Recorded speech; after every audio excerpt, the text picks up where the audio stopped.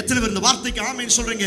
சத்துரு எனக்கு விரோதமாய் எத்தனை ரீதியில் எழும்பி வந்தாலும், சத்துரு என்னை அசைக்கும்படியாய், என்னை கீழே தள்ளி போடும்படியாய், என்னை இருக்கிற இடம் தெரியாமல் அழிப்பதற்கு வந்தாலும் ஆண்டவர் சொல்லுகிறார், நீ நீதிமானா இருக்கிறபடினால உன் வேற டச் பண்றதுக்கு அவனுக்கு அதிகாரம் கொடுக்கல.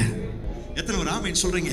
அவன் மேலோட்டமா சில அறுவடையை செய்யலாம், மேலோட்டமா அவன் அழிப்பதற்கு வரலாம், மேலோட்டமாய் என்னை எதிர்ப்பதற்கு எனக்கு விரோதமாய் பல ரீதியில் எழும்பி வந்தாலும் நான் நீதிமானாய் இருக்கிறபடினால் என் வேர் ஒருபோதும் அசையாது. நான் சொல்லுகிறேன், எத்தனை பிரச்சனைகள் வந்தாலும், எத்தனை போராட்டம் வந்தாலும், எத்தனை கஷ்டம் வந்தாலும், எத்தனை வியாதிகள் வந்தாலும், நீங்கள் நீதிமான்களாய் இருக்கிறபடினால் உங்கள் வேர், உங்கள் பிள்ளைகள் ஒரு நாளும் அசைக்கப்படாது என்று கர்த்தர் சொல்லுகிறார். கையை தட்டி கர்த்தருக்கு மகிமை செலுத்துங்க.